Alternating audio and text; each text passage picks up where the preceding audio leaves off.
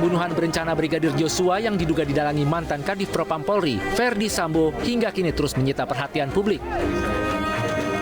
Dari hari ke hari, publik menyimak dan mengawal perjalanan kasus pembunuhan Brigadir Joshua dari berbagai lini masa. Kasus ini diawali dengan kematian ajudan Verdi Sambo, Brigadir Nofriansah Joshua Huta Barat di dalam rumah dinas Kadif Propam Polri di kawasan Duren 3, Jakarta. Dalam skenario awal, korban Brigadir Joshua tewas akibat tembak-menembak dengan tersangka Barada Richard Eliezer. Namun berbagai kejanggalan ternyata terungkap. Hingga akhirnya sang komandan Verdi Sambo diduga mendalangi pembunuhan berencana Brigadir Joshua dengan alasan membela kehormatan keluarga, yakni istrinya Putri Chandrawati. Setelah ditetapkan tersangka, Verdi Sambo diputuskan dipecat secara tidak hormat sebagai polisi melalui sidang kode etik profesi Polri. Sejumlah perwira kepolisian yang terlibat menghalangi penyidikan pun ikut terkena sanksi. Tim khusus penyidik kemudian menggelar rekonstruksi di rumah dinas dan kediaman pribadi Verdi Sambo dengan menghadirkan 5 tersangka. Publik, bahkan Presiden Jokowi, memberikan atensi langsung kasus ini hingga akhirnya berkas 5 tersangka kasus pembunuhan Brigadir Joshua diserahkan ke Kejaksaan Agung untuk kemudian diadili. Kini publik menunggu persidangan calon terdakwa kasus pembunuhan berencana Brigadir Joshua berjalan dengan jujur dan transparan.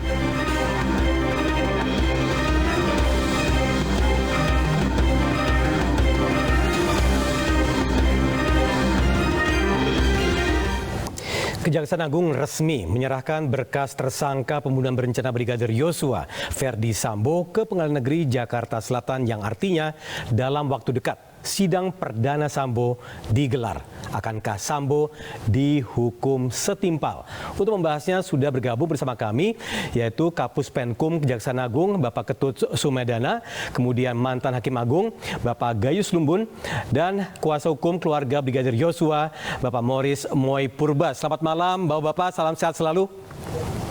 Selamat malam, Mas Syukro. Malam. Baik, selamat malam Bapak-Bapak. Langsung saja saya ingin bertanya ke Pak Ketut. Pak Ketut, seperti apa nih proses jaksa akan menyusun dakwaan? Penyusunan surat dakwaan sudah selesai dan pada hari ini kita melimpahkan 11 surat dakwaan dari 12 berkas perkara, ya, yaitu 5 perkara terkait dengan 338 dan 340, yaitu FS, PC, RE, RRW, dan KM. Kemudian ada 7 perkara terkait dengan obstruction of justice, yaitu FS, ARA, CP, AN, HK, IW, dan BW, seperti itu. Jadi tugas kami sekarang tinggal menunggu penetapan hari sidang dari Pengadilan Negeri Jakarta Selatan. Biasanya dalam 3 hari ke depan sudah ada penetapan dan 1 minggu berikutnya sudah ada persidangan. Seperti itu kebiasaannya, Mas Jokro.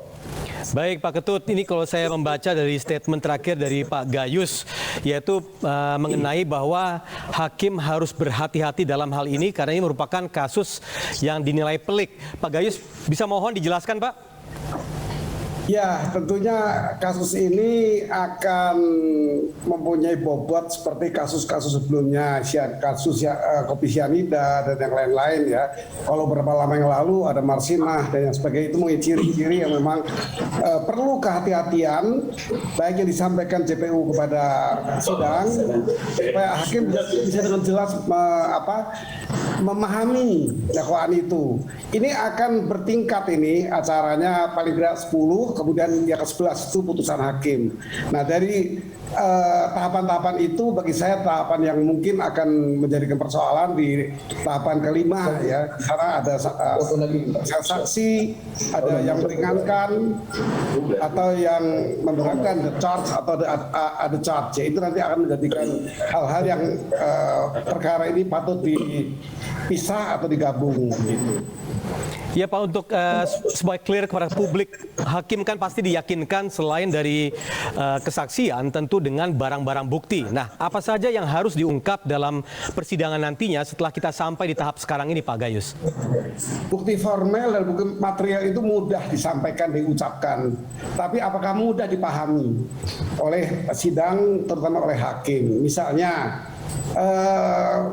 dakwaan primer mengenai hukumannya sangat berat ini, yang terberat adalah pembunuhan berencana.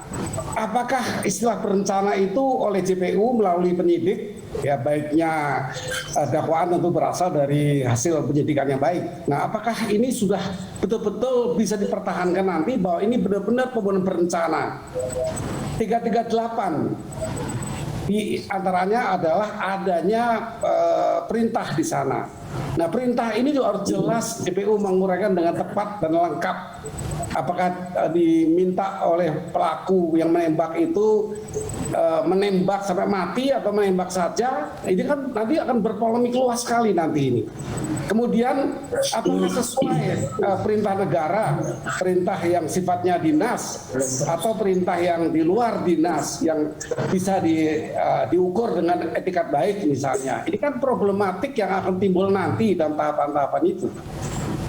Jadi saya mengatakan bukan bisa bebas. Saya katakan hakim itu tidak pernah berpikir menghukum seberat-beratnya. Hakim itu ini akan berpikir yang sepadan dengan perbuatan itu gitu, berdasarkan undang-undang. Baik Pak Gayus, mungkin bisa ditanggapi juga oleh Pak Morris. Ya,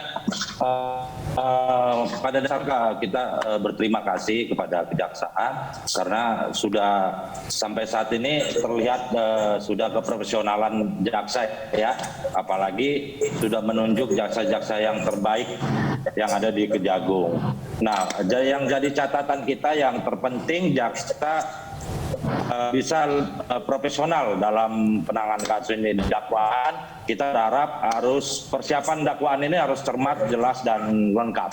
Karena kalau ini kan sudah jelas dakwaan primernya itu kan pasal 340. Ya. Saya rasa ada keterangan saksi itu jelas sebelum dilakukannya eksekusi terhadap klien kita Brigadir Yosua itu ada pertemuan yang dilakukan untuk perencanaan siapa yang akan menembak dan siapa yang akan melakukan penembakan dan apa itu kan semua diberbicarakan bahkan sampai ada pemberian uang.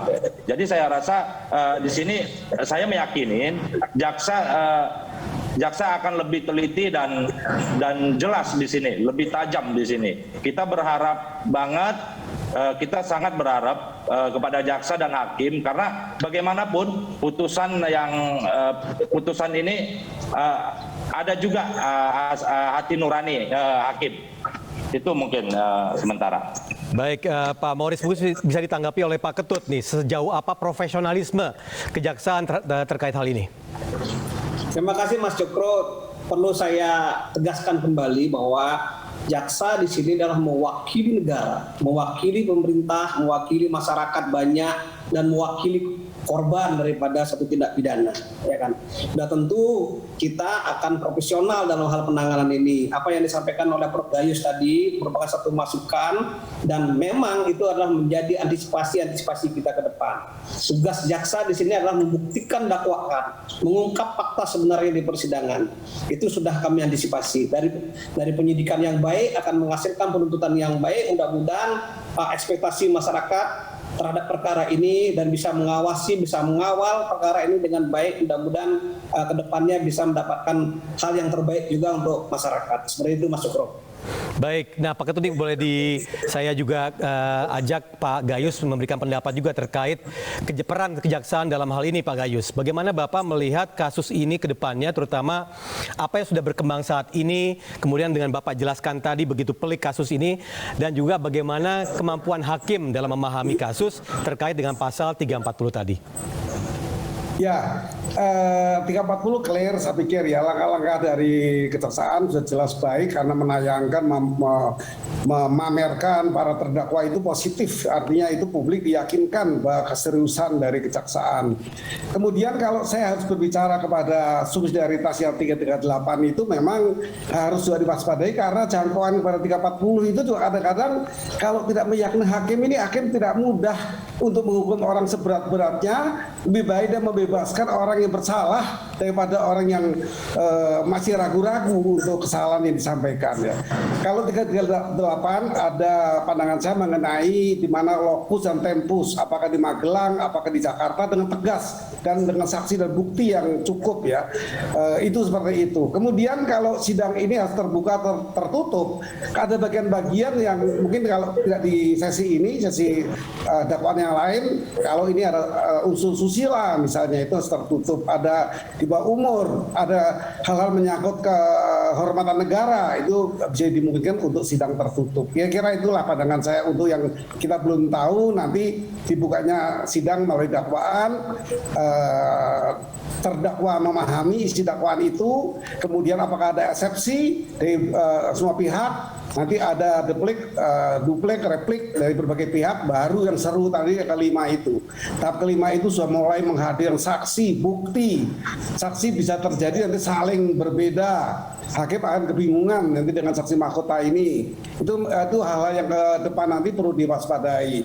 Karena pengalaman yang lalu, kasus Marsinah, di tingkat pertama itu dihukum 9 orang, di tingkat Mahkamah Agung dibebaskan semua oleh seorang hakim yang kredibel, Bapak Andi Handoyo, yang tidak pernah diragukan putusannya. Nah itu terjadi karena saksi mahkota yang dipisah-pisah sekian. Ini mungkin begitu, memang ada baik buruknya. Saksi mahkota itu sudah fokus kepada tanggung jawab hukum oleh orang yang dipisahkan tadi. Baik. Tapi nanti berakibat bisa negatif kalau berbeda kesaksiannya dengan pihak yang lain. Ini akan menjadi kerumitan.